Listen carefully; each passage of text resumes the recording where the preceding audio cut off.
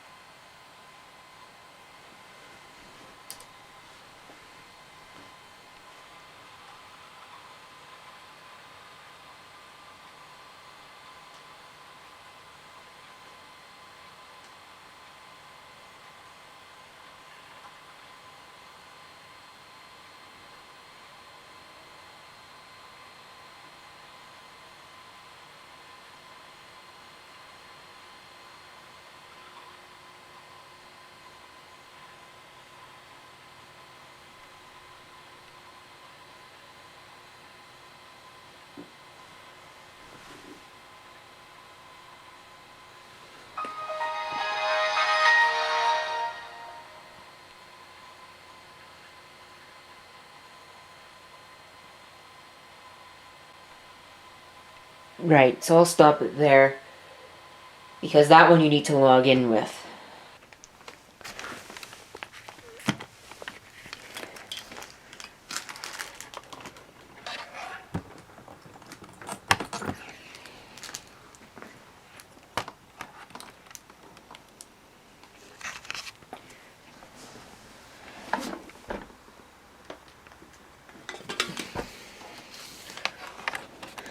It is right there, right? Yes. Hey, wait a minute. Whoa, whoa, whoa. Let's hold up here. Didn't you only have one power supply? I did only have one power supply. But as you can see, I'm able to plug both of these machines in and use them both at once. And I'm not using my Rocketfish power supply, because as you can see, there's the Rocketfish supply right there. We can also see not one, but two Toshiba power supplies. That's right, I got a second one. Unfortunately, I didn't get a third one. I never found a third one. So I'm still stuck with only two power supplies, but that's okay, because I'm really only going to be using one of these machines at once, and I'm not even really going to be using either of them, to be perfectly honest. But anyway, greetings viewers, this is CP666 signing on for an update video on what I'm calling the Tecra project. This is my Tecra 8000 and my 8100, the two closely related siblings, even though they look almost nothing alike. But they're very closely related. One thing that I just noticed right now that I didn't notice before is the presence of a Windows key up here. I wonder if my Portage has that, because as you know, I've got a... Yes, it does. The Portage has a Windows key. However, the NEC does not. And I figure I should probably make an update on this 6030, because I did install some software on it. I've now got a copy of Office 4.3, that I found in a junk box. So I've got Office 4.3 on there. I don't know if that's actually a legal copy of Office or not, but it is a copy of Office nonetheless. And I'll use it because I got it. 6230 hasn't really done much at all. And the Portage has basically just sat here and done nothing as well. This is just a random driver's disk, so it's not anything illegal that I'm trying to hide from you, but still. Let's get back to the actual point of today's video and shake the bag off my feet, because we don't need that now, do we? So I'm going to start with the 8000. Of course, I actually made an observation here. You'll notice that the lock right there is set in the unlocked position. Watch what happens when I turn the machine on.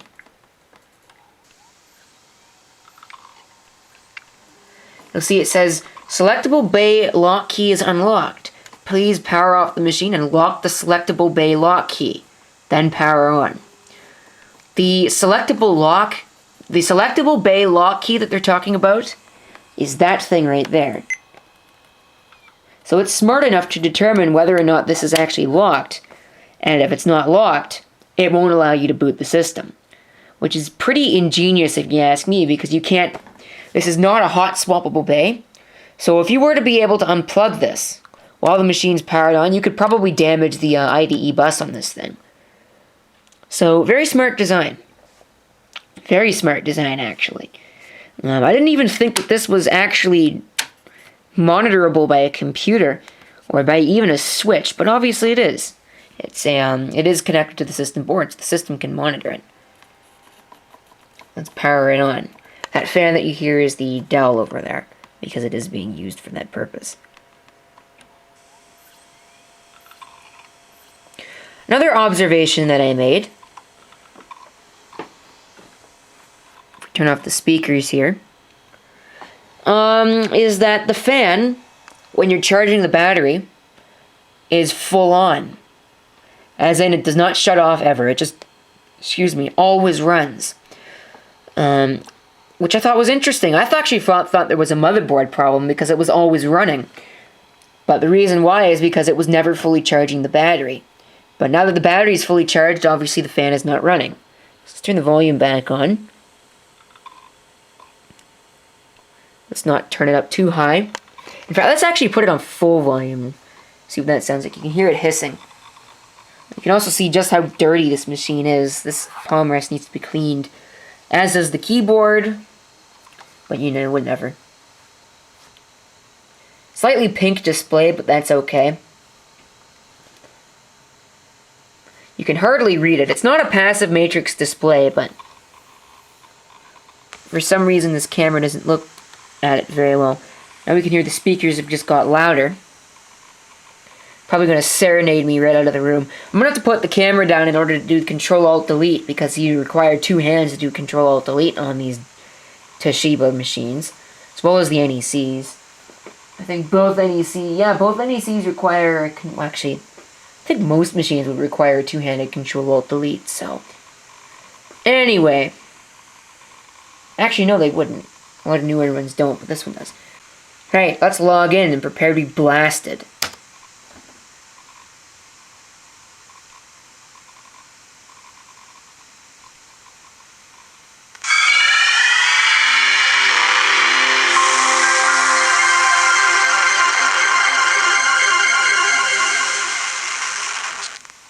Not sure how well you could hear the stereo effect on that, but doesn't matter, as you can see the sound driver is now installed. And one other thing that you may have noticed, the video driver is also installed, which is pretty sweet as far as I'm concerned. The mouse is still just as slow as it used to be, but oh yeah, I've also got Office, I think that's Office 95 on here. Yes, that is PowerPoint 95, so this is running Office 95. Stop showing me tips at startup because I don't care.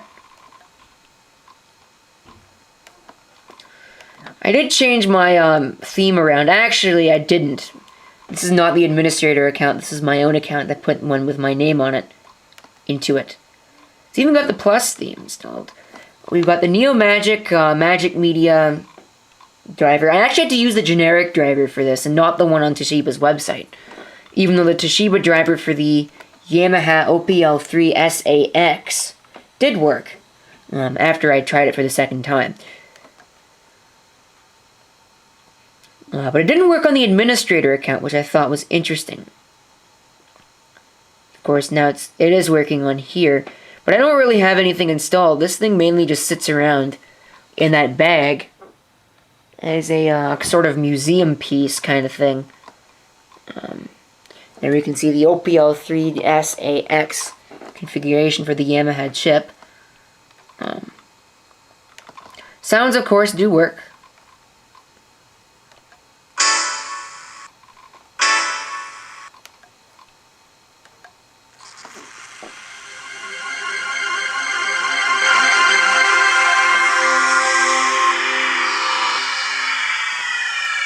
Vibrates the palm rest whenever it makes music, whenever it makes sounds.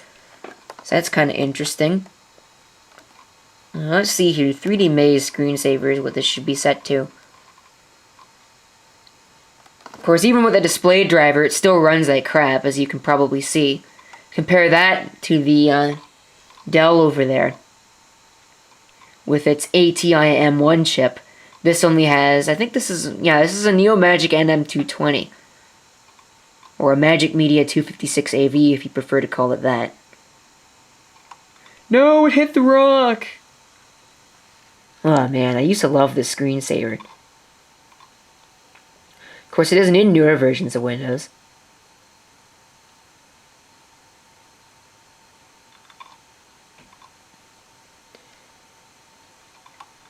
Of course, there are also points in this screensaver where it's almost like it's hypnotizing you in a way.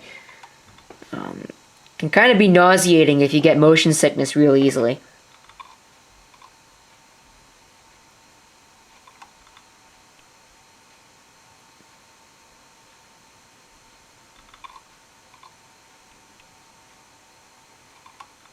I don't know why you would go that way when obviously there's a brick wall there. But oh well. Okay. The AI in this screensaver is pretty pathetic, actually, to be perfectly honest.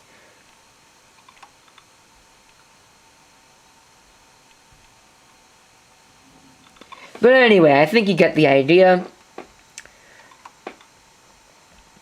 That is really about it. All those things that look like stuck pixels are not stuck pixels, that's just dust. I do have a copy of Internet Explorer on here, but of course that comes with NT4. Well, I don't think it actually does. What version is this? Oh, this is old. I think this might even be the first version. Nope, not quite. This is Internet Explorer 2.0. I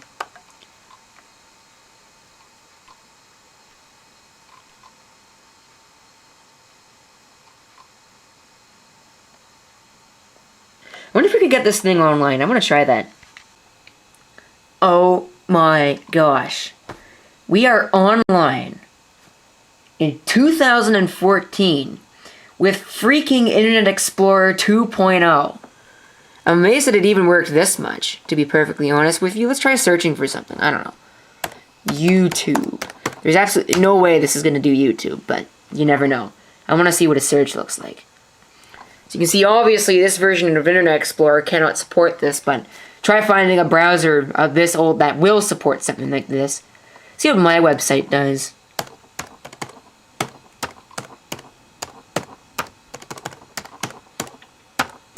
I think this is the oldest version of Internet Explorer I have tried on this channel to date. I have used 1.0 before.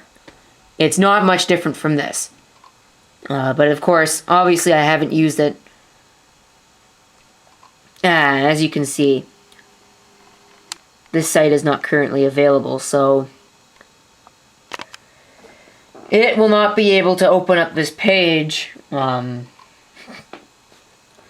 website does actually work. I wanted to check that just to make sure my site wasn't like down because it had too many visitors. Internet Explorer just can't view it, so might have to see if I can get a copy of Mozilla on here. Might have to see if I can get another browser on here that'll work, but for now, that's pretty much it. There isn't really a whole heck of a lot else that I need to talk about, so there you go. Let's move on to the 8100.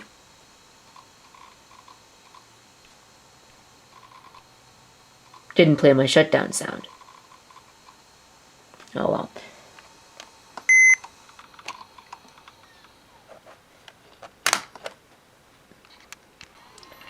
Well, to begin with this particular machine, I think the power supply input is starting to suffer from the same thing that my ancient satellite did way back when. If I move this power brick ever so slightly, or if I move it in the right way, I break the connection, as you can see. Or you did see. Yep, there you go. Which means that it's starting to fracture, which is a potential problem. It's a problem with all of these. They all seem to suffer from that issue. In fact, they found a Tecra 8000, a second one, that had that problem. You couldn't plug the machine in, it simply wouldn't work. But thankfully, my two Tecras are still usable. But unfortunately, if this were to ever break down, to the point where I couldn't play plug it in at all, I couldn't charge the battery.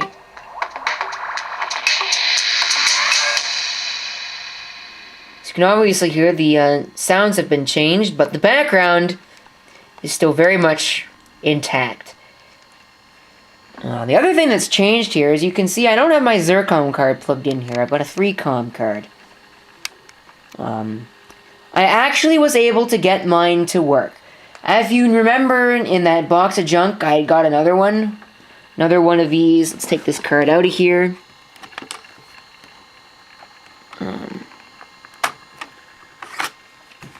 These 3Com 10 megabit LAN cards. I got another one. This is the one that I originally got. The one that I got in that bunch of stuff, unfortunately, didn't work. It could connect to the network. I could connect to all my networking stuff, but it couldn't actually go out and communicate with network devices or go out to the internet. So it would obtain an IP address, but it couldn't do anything. And I suppose I should mention that my network setup has obviously changed as well. That old Corega Dual Hub 8P, while it worked, had a serious problem with collisions. And these collisions were actually not a result of what I originally thought that they were. Rather, these collisions were probably very likely the reason that that hub was thrown away, because I couldn't get 10 megabits out of that. Well, I could, on a good day, but you would usually only get 5 or 6 megabits out of a 100 megabit connection. And good luck getting anything out of a 10 megabit connection. Although I could get some things. It's not registering my card here. Come on. Of course, this isn't a fast machine. There we go. Alright, so we've got a green light on it now. The other one, the other little piece that I had that didn't work, which is over here. This piece I had, but it wouldn't work with any of my 10 megabit cards because it's for a 10100 card. Unfortunately, I don't have a 10100 card. I had the opportunity to grab one, but I didn't grab it. I should have in hindsight, but I guess it doesn't really matter now. I don't really need a whole lot of these, especially considering this Zircon RealPort 10100 card actually does work. I was able to bend this little metal piece at the back, no pun intended, into place, and I'm now able to use that card, thankfully. As for programs, you can see we've got Opera installed. I think I already installed Opera on camera, though. What else have we got here? Avast Antivirus is installed, mainly because Security Essentials didn't work, and Avira was a piece of junk, and again, didn't work properly, and was a real memory hog. This system really isn't suitable for Windows XP, even with 512 megabytes of memory. And I don't have any more RAM that I can throw at it, so unfortunately we're stuck using 512. But I mean, it does run. I've really only been using this to play pinball.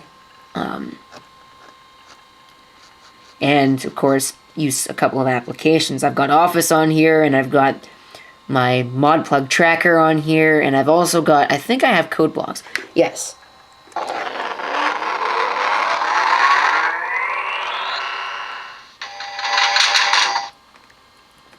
can see this thing can get pretty loud. I've been playing this for quite a bit, actually.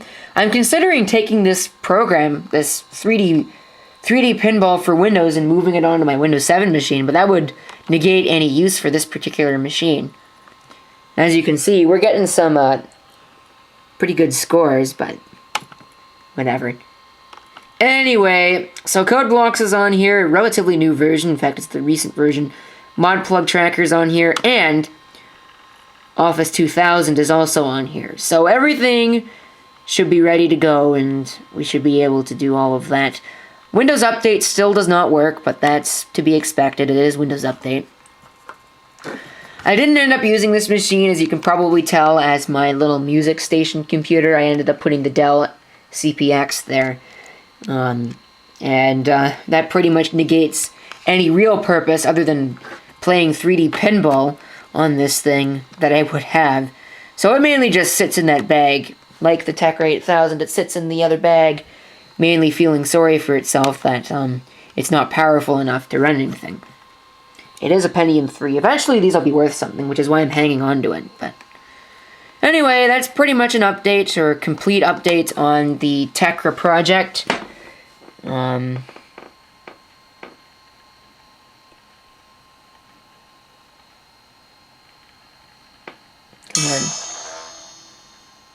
Thank you for watching. If you have any comments, feel free to leave them down below. And this is CP666 signing off. I hope to see you next time. Till then.